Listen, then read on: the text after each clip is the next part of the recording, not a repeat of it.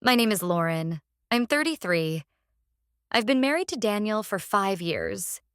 We don't have kids, just two rescue dogs and a shared Google Calendar full of grocery lists, dentist appointments, and reminders to defrost chicken. Our house is clean, well lit, quiet. We have a guest room no one ever sleeps in, a blender we barely use, and a cabinet full of mugs that say things like, "You got this," and "Life begins after coffee." Daniel is a good man. Everyone says that. My mother, my coworkers, even strangers who meet him once and are charmed by how genuinely he asks about their day. He listens. He remembers details. He buys flowers for no reason and folds his socks with military precision. He is stable, loyal, calm. I used to be in love with him. Or maybe I just loved what loving him made me feel like. Safe, settled, seen. But over the last year, something inside me started to unstick. There wasn't a big fight or a betrayal. Nothing crumbled. It just dulled. The way color fades from curtains left too long in the sun. Slowly, silently. I started going for longer walks alone, scrolling more than speaking, turning off my notifications when he texted me during the day, just so I could breathe in a room that didn't have his voice in it. That was the state I was in when Matt showed up. He wasn't a stranger. He worked with Daniel, though not directly. We'd met at a holiday party the year before. He was the one who brought a charcuterie board and told a story about losing a shoe at a wedding that made me laugh until I spilled wine on myself. We hadn't talked since. Until Daniel left a folder at work and Matt offered to swing by and drop it off. I almost didn't answer the door when he knocked. I was in leggings, an old hoodie, my hair scraped back into something that couldn't decide if it was a bun or a crisis. But I opened it anyway. And everything changed. Matt looked different than I remembered. Not more attractive or just sharper. More grounded. His eyes lingered on mine for 1 second longer than they needed to. And that pause, that space, lit something in me I hadn't felt in years. Not attraction. Recognition. He stepped inside, handed me the folder, said something about traffic. I smiled, nodded, said something back. I don't even remember the words. They weren't important. What mattered was the way he stood. Not too close, not too far. Like he was waiting for a signal I didn't know I was sending. And then I kissed him. Not because I planned to. Not because I wanted to cheat, but because in that moment, the part of me that had been asleep for years opened her eyes and said, "Finally." When our mouths met, it wasn't fireworks. It wasn't even heat. It was silence breaking. Like the first drop of rain after a long, unbearable humidity. Subtle, soft, inevitable. His lips moved gently against mine at first, testing, waiting for me to pull away. But I didn't. I leaned in, pressed deeper, opened something I couldn't close again. Matt dropped the folder on the entry table. His hands moved to my waist, cautious but firm. I could feel his breath change, like mine. Shorter, heavier, real. We barely made it past the hallway. My back hit the wall, my hands gripping the fabric of his shirt like I needed to hold on to something solid or fall completely. His body pressed into mine, not forceful, not rushed. Just close enough to remind me I still had skin. It wasn't a movie. We didn't tear clothes off or knock things over. Everything felt slowed down and painfully deliberate. My hoodie came off first, then his jacket. His fingers brushed the side of my neck and I gasped. Not because of the touch, but because of how long it had been since someone touched me like that, and meant it. He looked at me then. Not in a hungry way. In a searching way. Like he was checking if I was still there. Still willing. still real. I didn't say anything. I didn't need to. We moved to the couch. He sat down. I straddled him. I don't know how we got there, only that it felt right. His hands ran down my back, under my shirt, over the curves I hadn't let anyone explore in far too long. Every inch of contact brought another layer of me back online. And then I felt it. The weight of him, through his jeans, pressed against me. Firm, patient, undeniable. My body reacted instantly, shocked by the size, the pressure, the promise. I tensed, not in fear, in disbelief. My breath hitched. My thighs tightened around him. He paused. "You okay?" he asked, voice barely above a whisper. I nodded, but the hesitation must have shown on my face because he didn't move. He just held me. Let me adjust. Let me sink into the idea that this was happening, that I was letting it. And when I relaxed, when I stopped thinking and started feeling, he responded. His hands guided my hips. His mouth moved to my neck. And slowly, achingly, we started to move together. I could feel everything. His sighs, the stretch, the slow burn of being filled inch by inch until I didn't know where he ended and I began. It was too much. And not enough, all at once. I gripped his shoulders, my breath coming fast, my thoughts reduced to fragments. And then the floor creaked. The sound was so small I could have missed it. A subtle metallic click. The shift of hinges. The soft brush of air from the front door opening. But I didn't miss it. My whole body heard it before my ears did. My breath caught. My spine went rigid. My hands froze on Matt's back. It was Daniel. My husband was home. And I was mid-motion, half undressed, sitting in another man's lap, completely undone. For half a second, I thought about running, about scrambling to my feet, grabbing the blanket from the back of the couch, throwing excuses into the air before he could speak. But I didn't move. Matt didn't either. He paused, sensing the change in me. But his hands didn't pull away. His face turned slightly, like he was waiting for me to say stop, to tell him to hide, to end it. But I didn't say anything, because something in me, something raw and ancient, didn't want this to end. I turned my head slowly. Daniel was standing in the hallway, his jacket still on, keys in hand, expression unreadable. Not rage, not confusion. Something deeper, something colder. I opened my mouth, but no words came out. Matt started to shift, to move me off of him, but Daniel raised his hand, just a slight motion, and said quietly, "Don't stop." The room tilted. I blinked. "What?" His voice was calm. Too calm. "Finish, you've already started." Matt's arms stiffened around me. I could feel his hesitation, his confusion. I looked at Daniel again.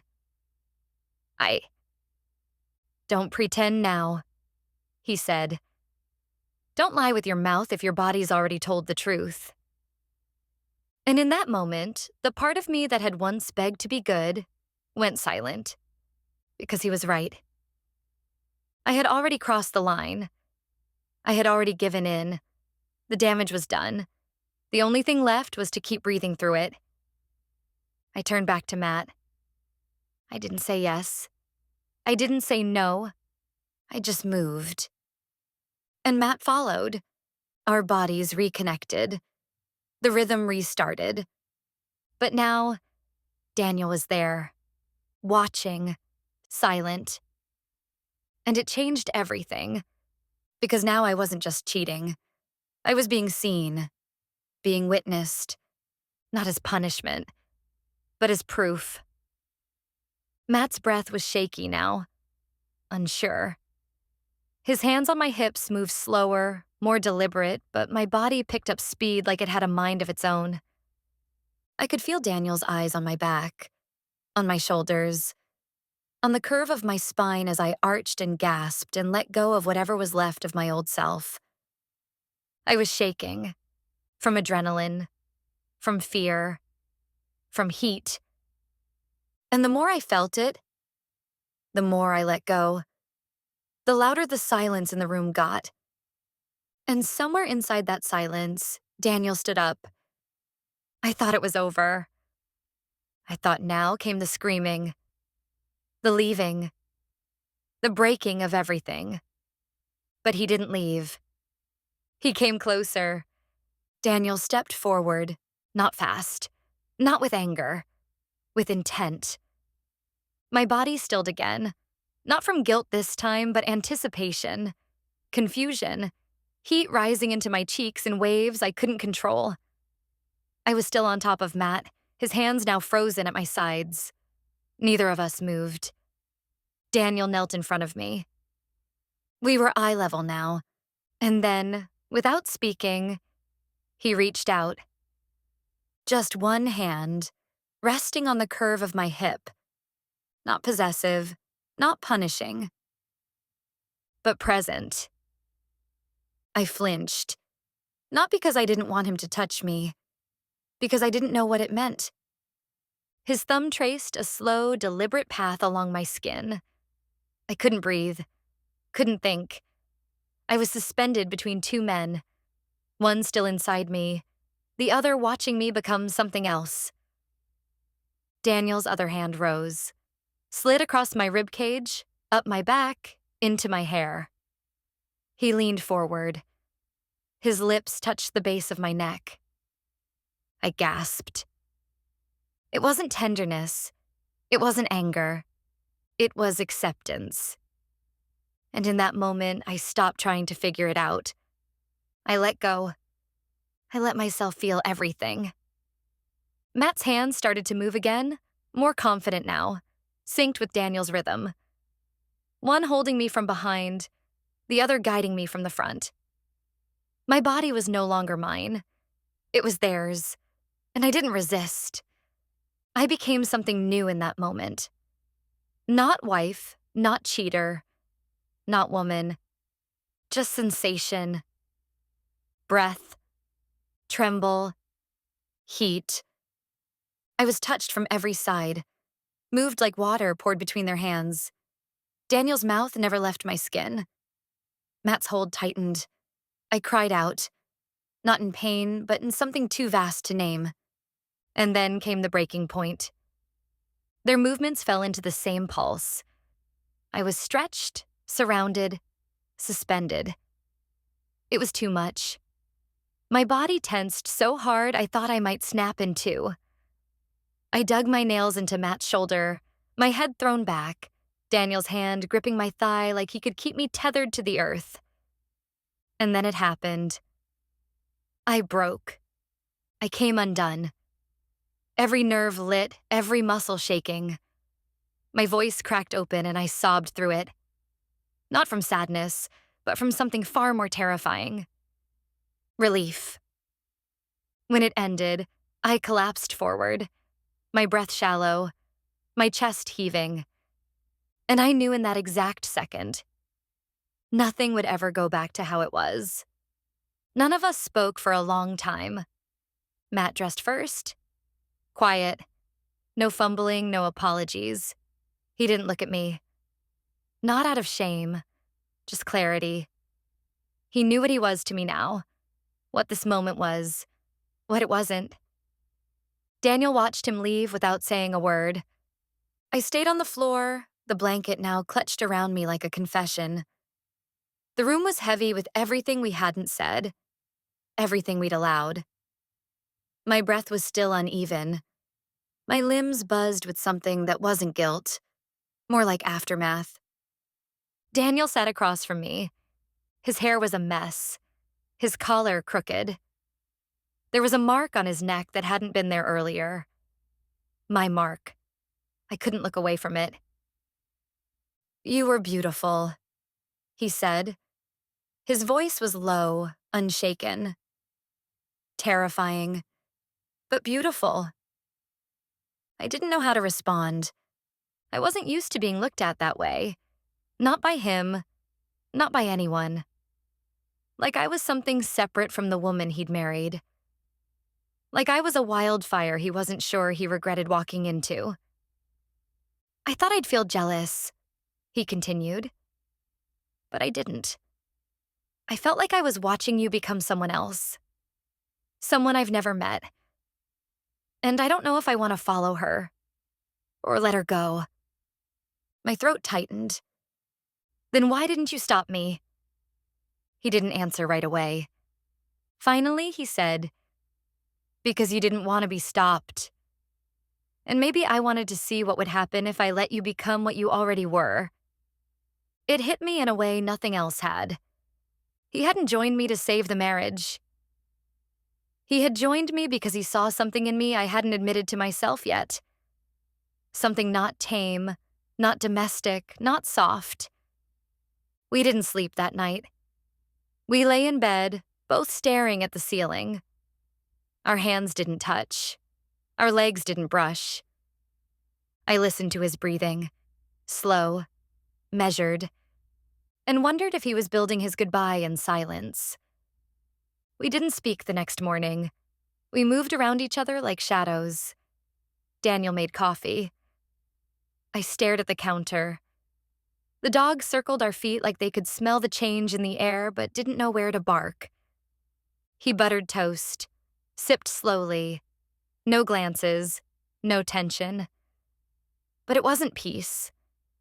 It was the kind of silence that comes when a storm has already passed and everything is still wet, but nothing's been rebuilt. I waited until he sat down at the table. Then I said it. "I want more." He didn't flinch. He didn't look up. He just kept stirring his coffee.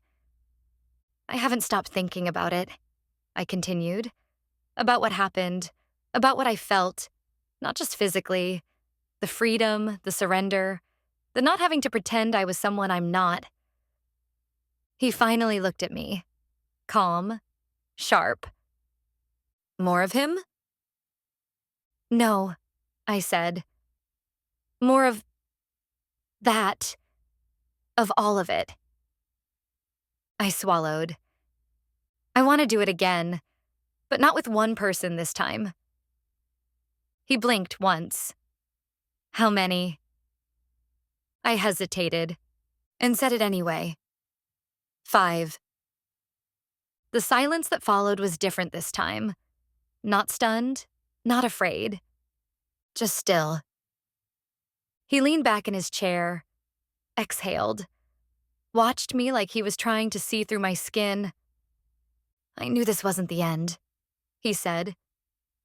"What do you mean?" "I mean, I saw it in your face that night. When I touched you. When I joined you. You didn't look like someone who had done something wrong. You looked like someone who'd finally been told yes." I didn't answer. "I didn't lose you then," he said. "But I might now." He stood, took his mug to the sink, rinsed it out. His shoulders didn't shake. His voice didn't crack. He turned to me. "If this is who you are now," he said, "I won't stop you. But just know, if you go that far, I may not come with you."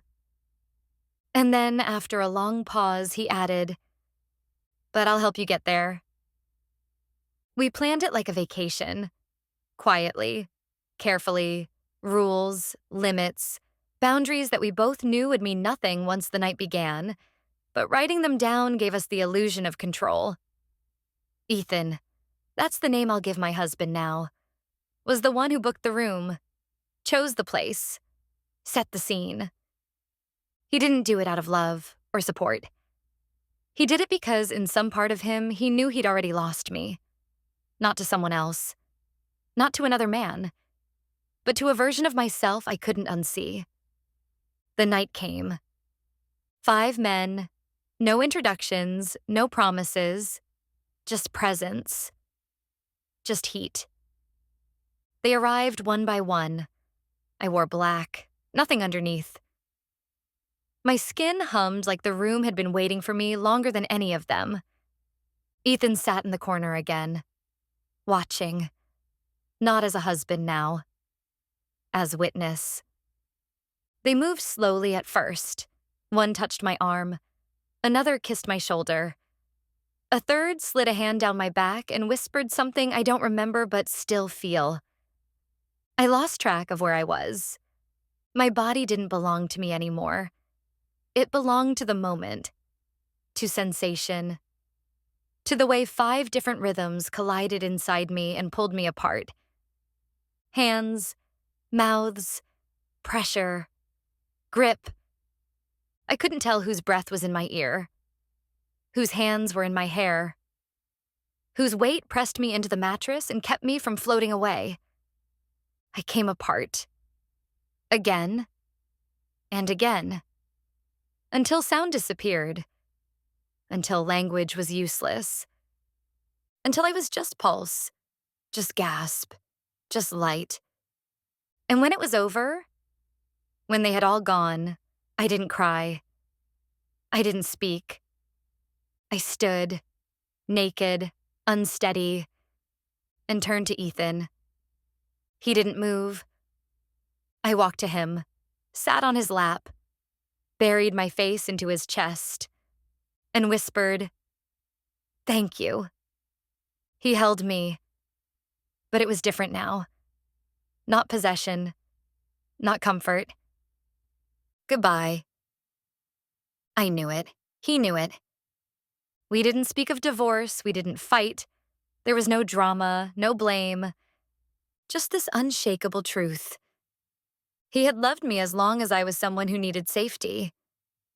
And I had stopped needing safety the moment I stopped needing permission. I left 2 days later. No bags, no fanfare. I moved into a small apartment downtown. White walls, open windows, new sheets. I still think about Ethan, about the version of me he tried to hold on to, about the way he looked at me when I disappeared right in front of him. But I don't regret it. Because that night, the night with 5 strangers and 1 man who loved me enough to let me go, I didn't just break a rule. I broke a name. And I became someone I was never allowed to be before. Mine.